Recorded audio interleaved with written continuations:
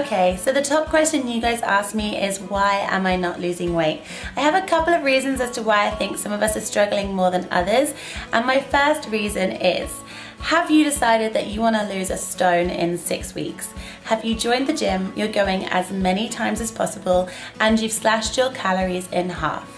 If that is so, yes, you will lose weight, but in 6 weeks' time, you will have exhausted yourself, you won't have anywhere to go, and you'll reach a plateau with no further weight loss. What do we want to do? Right, when I have a client and they come to me and they have a weight loss idea, if they're completely new to the whole healthy lifestyle, we have the best situation ever.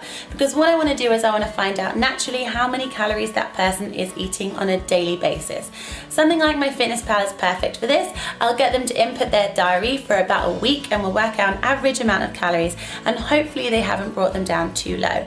Next, working with them, I will help them to find the most amount of calories they can have without putting on weight. So for me, I can eat about 2,300 calories a day without exercise, and I will just about make sure that I maintain my weight anymore, and I will put on weight. So for me, I can't eat any more than that. 2,300 is pretty amazing. So I try to find this out with all my clients. Once we found it, we make sure that those 2,300 calories are good calories. We're not just eating Mars bars and crap food. It's 2,300 of really high nutrient-rich foods. Of course, there can be the odd Mars bar in there if you want as well, but the main majority of it is good foods. Next, we incorporate some exercise. So if you're new to the whole thing, exercise is going to make you lose weight anyway. You don't need to be doing it 5 times a week. Just the one day will be a change to your body and will increase on weight loss. So we start slow and we go for like 3 days or whatever it is you can actually fit into your schedule. So if we can do 3 days of workouts, fantastic. We stick with this until we have some weight loss, and then when we plateau, we have so much room to go. We can either add in a new day of exercise, or we can increase the cardio, or we can reduce a couple of calories, or we can change your macros, so we can reduce your fat or reduce your carbs. We have so many ways to go before you are exhausted, before you're in the gym 3 times a day because you have nothing else you can do, and before you're living on like 1,000 calories. I want you guys to be really sensible with your bodies. I want it so that you guys can eat the most amount of food and have the least amount of exercise and enjoy your life. I don't need you guys spending your whole days in your gym and counting every calorie there is. So unless you're doing like a bodybuilding competition, or you want to be like a bikini model, or you're doing like a competing, something you need to be monitoring it for, or doing an intense amount of exercise, let's try and make it as easy as possible. Next, are your cupboards too healthy? Have you gone completely OCD and decided that you're never having carbs again? Fat is the dirtiest word of all, and protein is the only thing you're gonna have, but you're just gonna spend your whole time farting and living on shakes. This is definitely not the idea. Now, my cupboards are not particularly clean.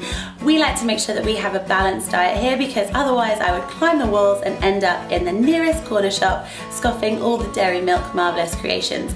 So what I want you guys to make sure that you do when you do your weekly food shop is you make sure you have something for everything.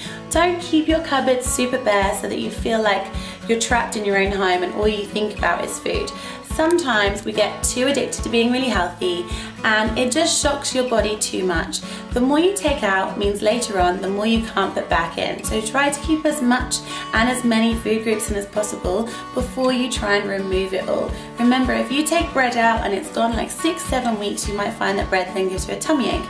If you take your favorite dessert out, you might then find, like I did, that 8 weeks later I get headaches when I have chocolate. So if you really love something, keep it in your weekly food shop, but just have it once, or have it every other week. But just make sure that you are not depriving yourself of a life. Remember, you want to lose weight, you don't want to be living in a prison and hating everything that you buy on your food shop. Now, when it comes to fruit, we don't have much fruit because I am a fruit monkey and I eat everything, and I'll have way too much in a day, and it does take up a lot of your sugars. So bananas, generally 1 a day after a workout, lemons, and the much loved avocado is always in my fruit bowl. Then if I open my fridge, in the freezer we will always have lots of fish for me and frozen vegetables and broccoli.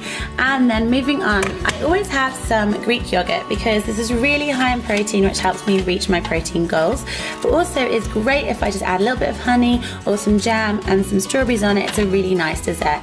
Eggs are hugely popular in our home, as are strawberries and blueberries in smoothies, cookies, on pancakes, in everything.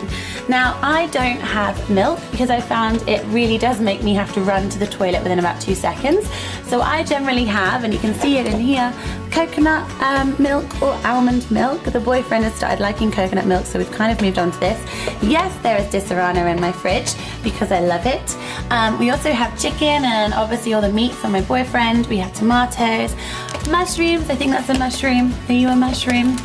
Yeah, you're a mushroom. We have lots of bottled water because for me this makes my life a lot easier. We buy 6 bottles when we do our food shop and I can take them to work, fill them up, put some lemon and mint in. We also have our spinach and we have loads of beers because we have great friends and I love beer. In our vegetable little section here there isn't that much because a lot of it we have is frozen. So sweet potatoes are always a big yes in my household, and courgettes are something I love, and again another beer. Because the broccoli's already in there and I have tomatoes, and that's pretty much it for the vegetables at the moment. Nail varnishes are obviously part of your nutritional guide. And again, beers again. So our fridge has kind of got a little mixture going on. And then moving in, we always have the porridge because this is my favorite thing for breakfast. And let's talk, woo, I'm getting caught, cable's getting caught.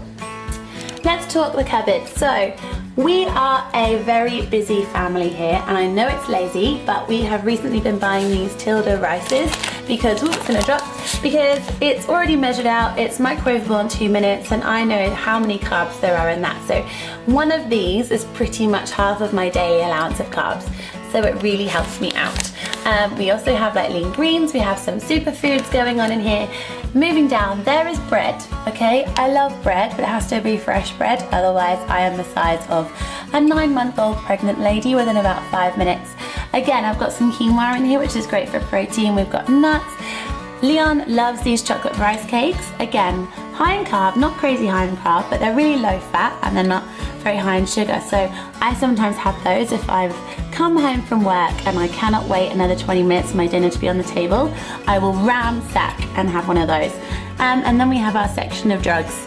Not fun to eat, but really good to keep me alive. So that's what I mean by keeping your cupboards full of everything. There was also chocolate. It's now in the bin. Hold on. In here because I've already finished it. It's only been in the cupboard for about 2 days and it's gone. But do you know what? I really enjoyed it.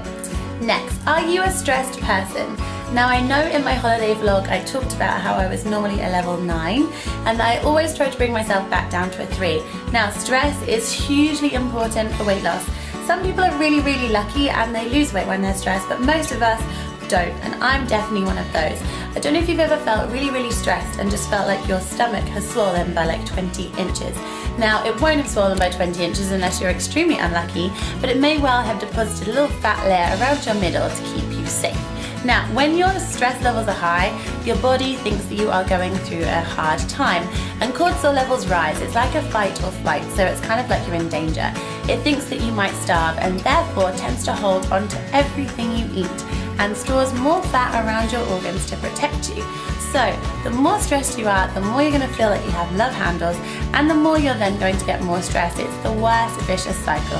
A bit like when your skin goes really, really crap, and so you spend loads of money on acne treatments, and it gets worse, and then it continues. But the days when you forget about your skin is absolutely fine. So if you can try to relax and de-stress as much as possible, you will help to reduce your cortisol levels and relax your body. We all know that when we go on holiday, even though we drink a lot and our food's completely different, we generally feel 10 times sexier and 10 times slimmer. And it's not just down to that sexy tan. Should we go? Yeah, let's go. Come on. So next question, when was the last time you switched up your routine? When I got Stephen, I started to lose weight, and it was because I was just going for 2 extra walks a day. So sometimes you don't need to make the biggest change, just a small change will be enough to affect your weight.